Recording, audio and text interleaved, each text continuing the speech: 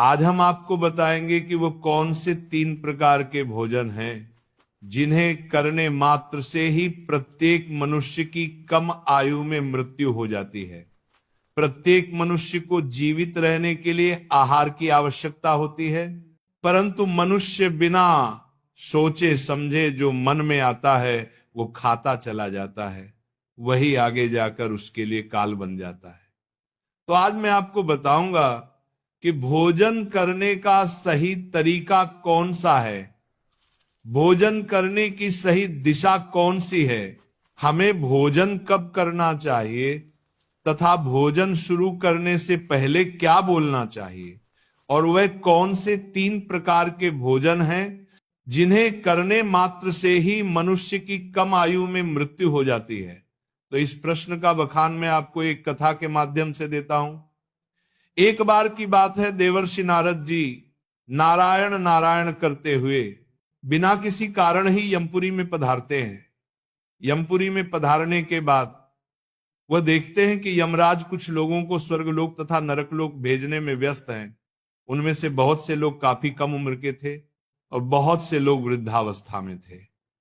तब देवर्षि नारद जी ने सोचा, इतनी कम उम्र में इन मनुष्यों की मृत्यु कैसे हो सकती है, जबकि कलयुग के प्रत्येक मनुष्य को 100 वर्ष की आयु निश्चित की गई है। यहां 15 से 20 वर्ष की आयु में ही सभी की मृत्यु हो जा रही है। देवर्षि नारद जी के मन में एक प्रश्न उठता है और वह सीधा प्रकट होते हैं जाकर यमराज जी के पास।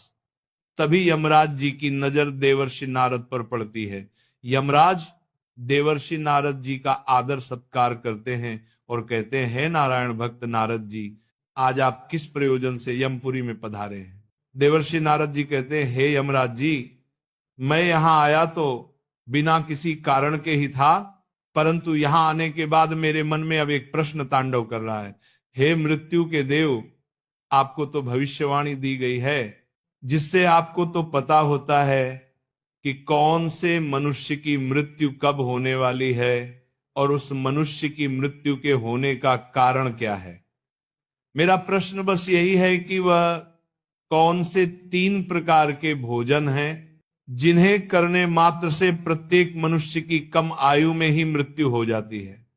मनुष्य को किस प्रकार का भोजन करना चाहिए, किस प्रकार का भोजन मनुष्य की आयु बढ़ाने वाला होता है और किस प्रकार का भोजन मनुष्यों की आयु को कम करने वाला होता है, और भोजन को किस दिशा में मुंह करके करना चाहिए, भोजन करने से पूर्व कौन सा मंत्र बोलना चाहिए।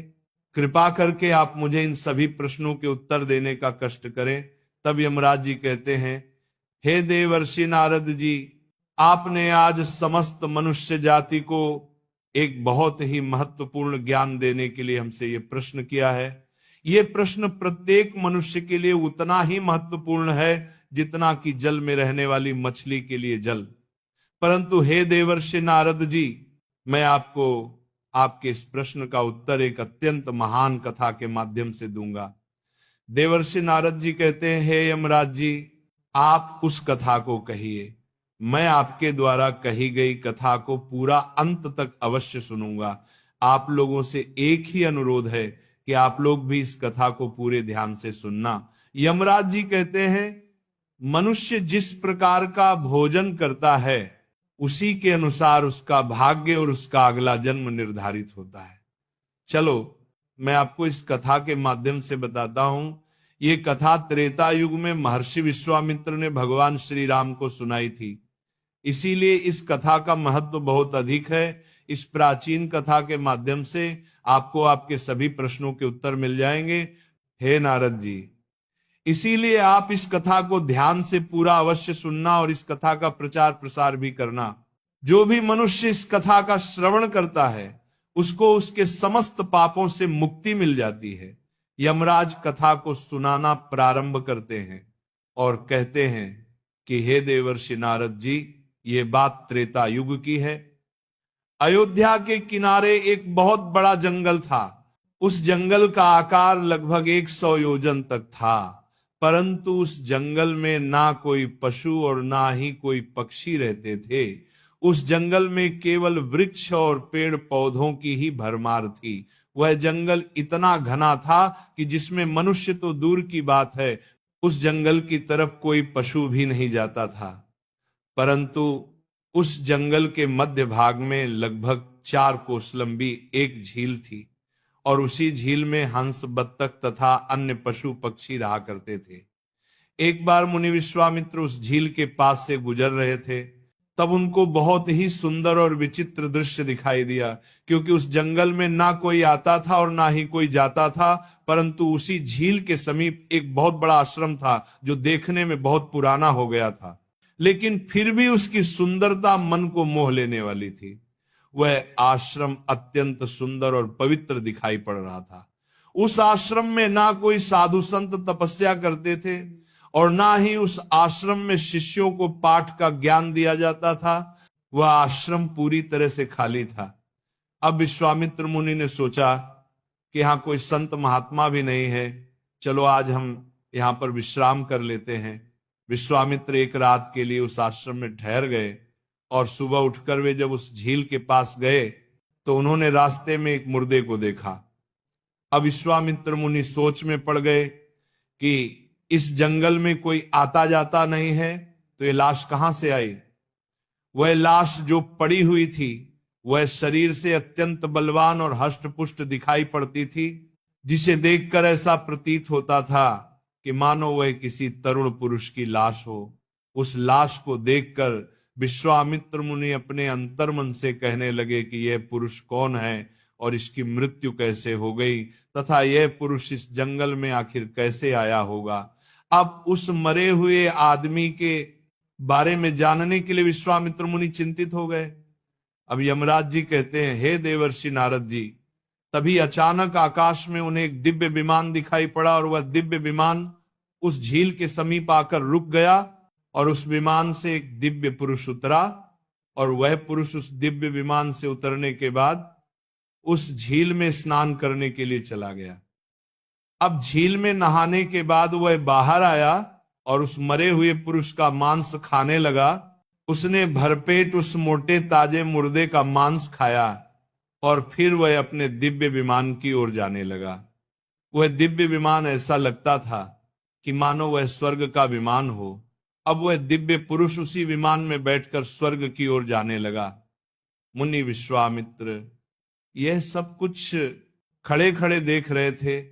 जब विश्वामित्र मुनि ने देखा कि वह पुरुष अब उस दिव्य विमान में बैठकर फिर से स्वर्ग लोक को प्रस्थान करने वाला है, तभी उन्होंने उस पुरुष को आवाज लगाई और कहा कि हे दिव्य पुरुष, तुम कौन हो? तुम तो देवताओं के समान दिखाई पड़ते हो, किंतु तुम्हारा भोजन बहुत ही घृणित है। तुम मुर्दे का मांस क्यों खा रहे हो? ऐसा भोजन भला कोई देवता कैसे कर सकता है? तुम्हारा भोजन तो गंधर्व जैसा है। भला एक स्वर्ग से आया हुआ पुरुष ऐसा भोजन कैसे कर सकता है? ऐसा भोजन तो स्वयं यमराज भी नहीं ग्रहण करते। अब उस दिव्य पुरुष ने विश्वामित्र मुनि की तरफ देखा और उन्हें हाथ जोड़कर प्रणाम किया और कहने लगा, हे विप्र, आपको प्रणाम है। मेरा भोजन पहले ऐसा नहीं था। मैं भी एक आम इंसान था, परंतु मेरी कुछ गलतियों की वजह से ही आज मेरा भोजन ऐसा हो गया है। हे विप्र, मैं आपको बताता हूं कि मैंने अपनी जिंदगी में कौन कौन सी गलती की, जिसकी वजह से आज मुझे ये घृणित भोजन करना पड़ रहा है। हे महर्षि, मैं आपको मेरी कहानी सुनाता हूं। पूर्व काल की बात है। विदर्भ देश में मेरा एक राज्य था, जिसमें मेरे महायशस्वी पिता वासुदेव राज्य करते थे। इनका नाम तीनों लोकों में प्रसिद्ध था। मेरे पिताजी परम धार्मिक व्यक्ति थे। मेरे पिताजी ने 2 विवाह किए थे, जिससे उनकी 2 पत्नियां थीं। उन दोनों पत्नियों से उन्हें एक एक करके 2 पुत्र हुए, मैं और मेरा भाई। हम महायशस्वी, परम प्रतापी, धीर वीर पुरुष थे। मैं अपने पिता का सबसे बड़ा पुत्र था। मेरे परम यशस्वी पिता ने मेरा नाम देवराज रखा था तथा मेरे छोटे भाई का नाम विजयराज रखा था। हम दोनों भाई अपने नाम और काम दोनों से बहुत अधिक प्रसिद्ध थे। हमारी जिंदगी बहुत सुख से बीत रही थी। फिर एक दिन अचानक मेरे पिताजी का देहांत हो गया और पिताजी की मृत्यु के बाद मुझे विदर्भ देश का राजा बना दिया गया और मैं वहां सावधानी के साथ राज्य चलाने लगा। अब राज्य करते हुए कई हजार साल बीत गए। फिर एक दिन मुझे आध्यात्मिक शक्ति के बारे में पता चला और मैं वैरागी बन गया। उसी दिन मैंने अपने पूरे राज्य में घोषणा करवा दी कि मैंने राजपाट का त्याग करने का निर्णय लिया है और मृत्यु पर्यंत तपस्या करने का निश्चय करके मैं जंगल में रहने के लिए चला गया। विदर्भ देश का राज्य मैंने अपने छोटे भाई विजयराज को सौंप दिया और उसे राजा बना दिया। उसके बाद फिर मैं यहां इस झील के पास आ गया और यहां पर आकर मैंने कठोर तपस्या करना आरंभ कर दिया और मैंने 88,000 वर्षों तक इस झील के पानी में बैठकर तपस्या करता रहा। मेरी तपस्या को देखते हुए सभी देवतागण मुझसे प्रसन्न हुए और मेरी तपस्या के प्रभाव से मुझे ब्रह्मलोक की प्राप्ति हुई। लेकिन ब्रह्मलोक पहुंचने के बाद भी मुझे भूख और प्यास अधिक सताने लगी, क्योंकि ब्रह्मलोक में किसी को भी न तो भूख लगती है, न ही प्यास लगती है और न ही वह मनुष्य मर सकता है। वह अजर अमर अविनाशी हो जाता है। परंतु मेरी समस्त इंद्रियां भूख से तिलमिला उठती थीं। हे मुनिवर, मैंने अपनी इस दुविधा के निवारण के लिए ब्रह्मलोक के सर्वश्रेष्ठ देवता ब्रह्मा जी के पास गया और उनसे पूछा, हे भगवान, मैंने तो सुना है कि ब्रह्मलोक में किसी भी प्राणी को भूख और प्यास नहीं लगती, फिर मुझे भूख और प्यास इतना क्यों सता रही है? यह भूख मेरा पीछा क्यों नहीं छोड़ रही है? कृपया आप मुझे इस बात को बताइए कि मैं वह कौन सी चीज का सेवन करूं जिससे मुझे भूख से तृप्ति मिल जाए। फिर ब्रह्मदेव ने मुझसे कहा, हे राजन, पृथ्वी पर दान धर्म करने पर ही व्यक्ति इस लोक में भूख प्यास से मुक्त हो पाता है। परंतु हे राजन, न तो आपने अपने जीवन काल में कभी दान किया, द्वार पर आए भिखारी को द्वार से ही वापस लौटा दिया, उसे दान कभी नहीं दिया, कभी किसी भीख मंगे को भीख तक नहीं दी। आप एक राजा थे, आपने अपने राजमहल की समस्त प्रजा को खुश रखा, परंतु तुमने राजमहल में रहकर भी द्वार पर आए अतिथियों को भोजन नहीं दिया और आपने सदैव ही अनुचित भोजन किया है और साथ ही आप बिना स्नान किए ही भोजन किया करते थे, जो कि शास्त्रों के हिसाब से गुनाह माना गया है। साथ ही भोजन शुरू करने से पहले तुमने कभी ईश्वर का धन्यवाद नहीं किया, क्योंकि अगर आपको भोजन की प्राप्ति हो रही है तो वो किसकी वजह से हो रही है? आपको उसके लिए प्रार्थना करनी चाहिए थी और वही आपने नहीं किया। स्वादिष्ट भोजन को दूसरों को दिए बिना ही आपने उस भोजन को ग्रहण किया है। हे राजन, इसी कारण से तुम्हें यह पाप लगा है, इसीलिए तुम्हें ब्रह्मलोक में रहते हुए भी भूख और प्यास का कष्ट उठाना पड़ रहा है। जब आप जीवित थे तब आपने जीवित रहते हुए अनेक प्रकार के आहार का अकेले ही सेवन किया है, अनेक प्रकार के पकवान तुमने अकेले ही खाए हैं, दूसरों को नहीं दिए, जिससे तुम्हारा शरीर तो बलवान बन गया किंतु तुम्हारा पुण्य क्षीण हो गया और तुमने जो तपस्या की उसकी वजह से तुमको ब्रह्मलोक में स्थान तो प्राप्त हो गया, परंतु तुम्हारी भूख शांत नहीं हुई। हे राजन, तुम्हारी भूख को शांत करने का मेरे पास एक उपाय है। उस झील के पास तुम्हारा मृतक शरीर पड़ा हुआ है, तुम उसी का मांस खाकर अपनी भूख मिटाओ। जब ब्रह्मा जी ने इस प्रकार से मुझे समझाया तो मैंने ब्रह्मा जी से कहा, हे प्रभु, अपने शरीर का भक्षण कर लेने के पश्चात मेरा क्या होगा? उसके बाद मैं क्या खाऊंगा? मेरे खाने के लिए कुछ विशेष नहीं रहेगा। मैं एक ब्रह्म पुरुष हूं और मैं किसी जीव की हत्या नहीं कर सकता। हे भगवान, कृपया कुछ ऐसा भोजन बताइए जिसको खाने के बाद मुझे लगने वाली भूख प्यास हमेशा के लिए मिट जाए और जो कभी खत्म ना हो। तब ब्रह्मदेव कहते, हे राजन, तुम्हारा शरीर ही मैंने अक्षय बना दिया है। हे राजन, अब आप उसे चाहे जितना खाएंगे फिर भी वह समाप्त नहीं होगा और न ही वह बदबू देगा। तुम्हारे द्वारा खाए गए तुम्हारे ही शरीर के अंग दूसरे दिन फिर से ताजा हो जाएंगे, इस मृत शरीर के अंग फिर से उगाएंगे, इस प्रकार तुम फिर से उन्हें खा सकोगे। तुमको अपने ही शरीर का मांस खाते खाते जब तुमको 1-2 वर्ष बीत जाएंगे तो उसके बाद तुम्हारे इसी जंगल में एक दिन महर्षि विश्वामित्र पधारेंगे और उन्हीं के द्वारा तुम इस पाप से मुक्ति पा सकोगे। इस प्रकार से जब ब्रह्मा जी ने उस राजा को इसके पीछे का रहस्य बताया तो अब उस दिव्य पुरुष ने सारी हकीकत महर्षि विश्वामित्र को बता दी और कहने लगा, हे विप्रवर, मेरा शरीर कभी नष्ट नहीं होता है और मैं रोज आकर अपने शरीर का कच्चा मांस खाता हूं, यही मेरा आहार है। न जाने कब मुनि विश्वामित्र यहां पर पधारेंगे और मुझे इस कष्ट से मुक्ति दिलाएंगे। मुझे यह सोचते सोचते लगभग 100 वर्ष बीत गए हैं और मैं आज भी महर्षि विश्वामित्र की राह देख रहा हूं। राजा देवराज का इस प्रकार से कथन सुनकर महर्षि विश्वामित्र बोले, हे राजन, कहो, आपके सौभाग्य से मैं यहां पर आया हूं। मैं ही मुनि विश्वामित्र हूं। कहिए राजन, मैं तुम्हारी किस प्रकार से सहायता कर सकता हूं। तब राजा देवराज अत्यंत प्रसन्न हुए और जमीन पर लेटकर विश्वामित्र के चरणों को वंदन करने लगे। राजा देवराज ने कहा, हे मुनिवर, कृपया आप मुझे इस घृणित आहार से मुक्त कीजिए तथा जिस पाप के कारण मुझे ये प्राप्त हुआ है उस पाप से भी मुझे मुक्त कीजिए। मैं इस प्रकार का भोजन करते करते निराश हो चुका हूं। कृपया आप मुझे इस घृणित भोजन से मुक्त कीजिए। इस भोजन से मुक्त होने के बाद मुझे अक्षय लोक की प्राप्ति हो सकेगी। हे राजन, कृपया आप मुझ पर कृपा करें। राजा देवराज की दुख भरी बातें सुनकर मुनि विश्वामित्र को उन पर दया आ गई और महर्षि विश्वामित्र ने उस राजा के शरीर को जैसे ही छुआ, उस राजा का मृतक शरीर वहां से अदृश्य हो गया और वे उस पाप से मुक्त हो गए। फिर महर्षि विश्वामित्र से आज्ञा लेकर वे उस दिव्य विमान में बैठकर ब्रह्मलोक को चले गए।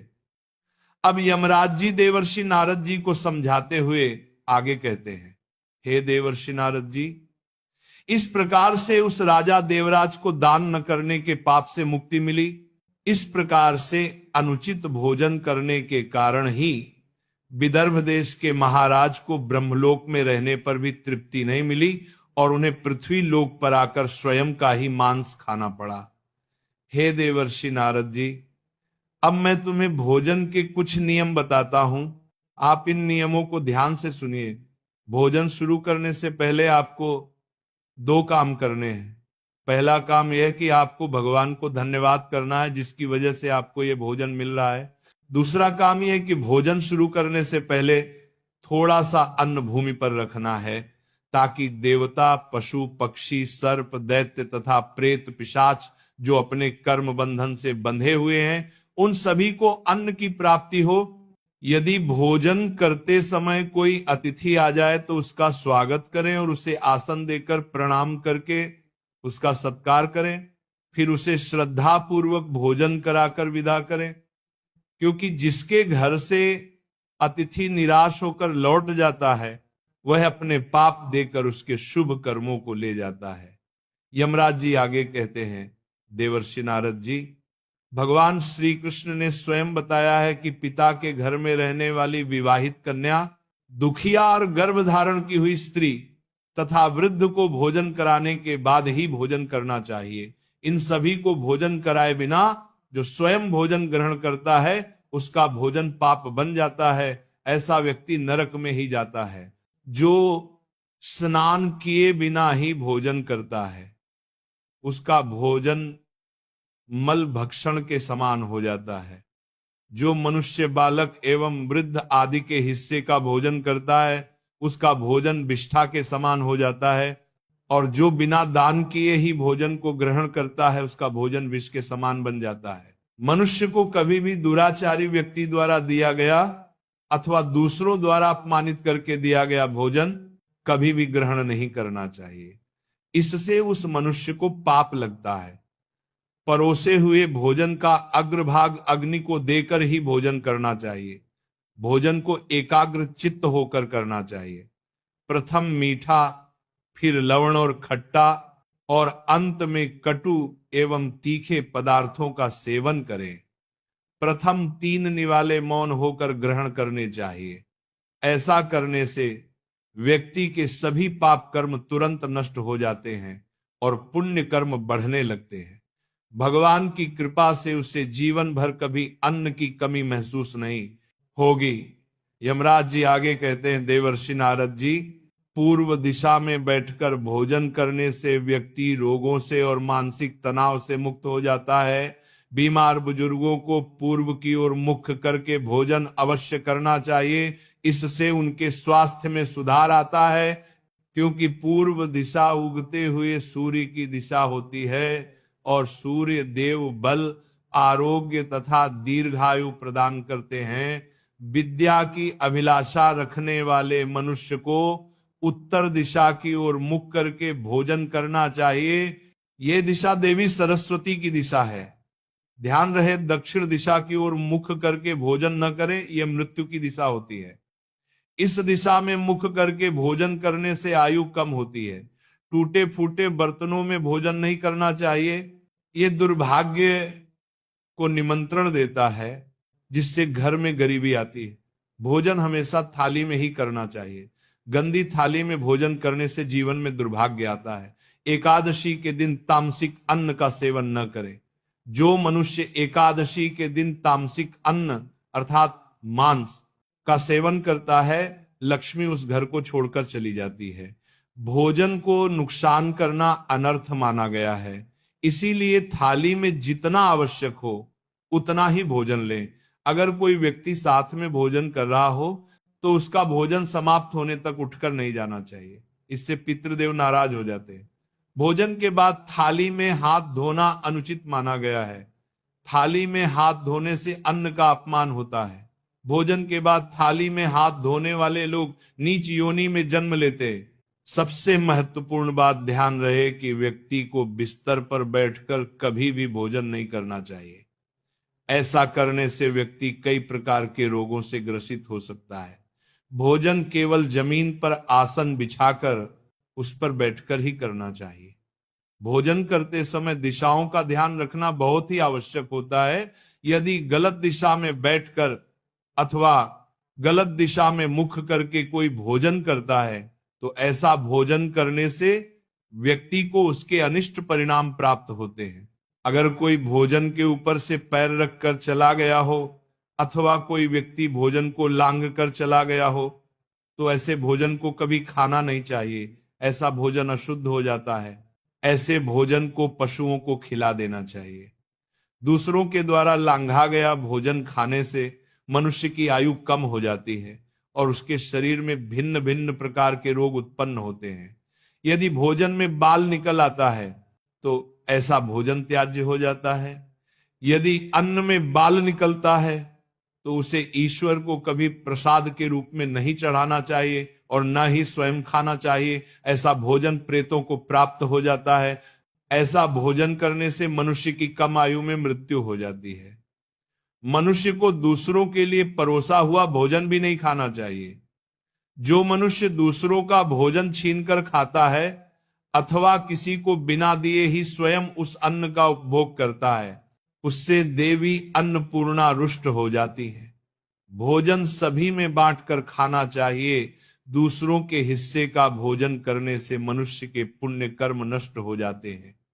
पवित्र आसन पर बैठकर अपने पैरों को भूमि पर रखकर पूर्व की ओर मुख करके ही अन्न को ग्रहण करना सर्वोत्तम माना गया है। पूर्व मुख होकर भोजन करने से यश की प्राप्ति होती है और उत्तर की ओर मुख करके भोजन करने से सत्य की प्राप्ति होती है। दोनों हाथ, दोनों पैर तथा मुख को पानी से धोकर ही भोजन करना चाहिए। भोजन के पात्र को भूमि पर रखकर अन्न ग्रहण करना ही सर्वश्रेष्ठ माना गया है। शास्त्रों में इस प्रकार के भोजन को उपवास के समान बताया गया है। मनुष्य को क्रोध रहित होकर भोजन करना चाहिए। क्रोध की अवस्था में भोजन करने से भोजन का अपमान होता है और कई प्रकार की व्याधियां उत्पन्न होती हैं। यदि चित्त कहीं और हो तब भी भोजन नहीं करना चाहिए और गुस्से से भरे मन से भी भोजन करना अशुभ होता है। जो जूते पहनकर भोजन करता है, इस प्रकार के भोजन को सूर्य भोजन कहा गया है। ठीक मध्य रात्रि में भोजन करना भी अशुभ माना गया है। यदि पेट खराब हो तब भी भोजन नहीं करना चाहिए। गीले वस्त्र पहनकर भी भोजन करना अशुभ होता है। दूसरों के लिए परोसा गया भोजन भी कभी नहीं खाना चाहिए। सोते हुए, खड़े होकर, टूटे फूटे पात्र में भूमि पर रखकर अथवा हाथ पर रखकर भोजन ग्रहण करने से दरिद्रता आती है। भोजन करते समय वेदों का उच्चारण नहीं करना चाहिए। शास्त्रों के अनुसार स्त्री को पति के भोजन के बाद ही भोजन करना चाहिए। यदि पति घर से दूर हो तो पति का ध्यान करके भोजन ग्रहण करना चाहिए। इससे पति की आयु लंबी होती है और स्त्री सदा सुहागिन रहती है। पति से पहले भोजन करना शास्त्रों में अशुभ माना गया है। इससे पति की आयु कम हो जाती है। इसके साथ ही विष्णु पुराण के अनुसार पति और पत्नी को एक साथ बैठकर भोजन नहीं करना चाहिए। ऐसा करने से दोनों में क्लेश और विवाद होता है। अंधकार में अथवा आकाश के नीचे बैठकर भोजन नहीं करना चाहिए। भोजन करते समय सिर पर छत अथवा वृक्ष की छाया अवश्य होनी चाहिए। केवल एक वस्त्र पहनकर भी भोजन करना अनुचित होता है अथवा नग्न अवस्था में भोजन ग्रहण करना अशुभ होता है। इससे जीवन में दुर्भाग्य आता है। सवारी पर बैठकर अर्थात किसी वाहन में बैठकर भी भोजन ग्रहण करना अनुचित होता है। साथ ही बिस्तर पर बैठकर भोजन करने से व्यक्ति की आयु कम हो जाती है। हंसते हुए अथवा रोते हुए भोजन करना अनिष्ट का कारक होता है। इससे गले में अन्न फंसकर प्राण जाने का भी खतरा बना रहता है। अब यमराज जी कहते हैं कि हे देवर्षि नारद जी, अब तो आपको आपके प्रश्नों का उत्तर मिल गया होगा कि वह कौन सा भोजन है जिसे मनुष्य को करना चाहिए और वह कौन सा भोजन है जिसे मनुष्य को कदापि नहीं करना चाहिए। तब देवर्षि नारद जी कहते हैं, हे मृत्यु के देवता यमराज, अब मुझे मेरे प्रश्न का उत्तर मिल चुका है और मैं समझ चुका हूं कि वह कौन सा भोजन है जिसकी वजह से मनुष्य की कम आयु में मृत्यु हो जाती है।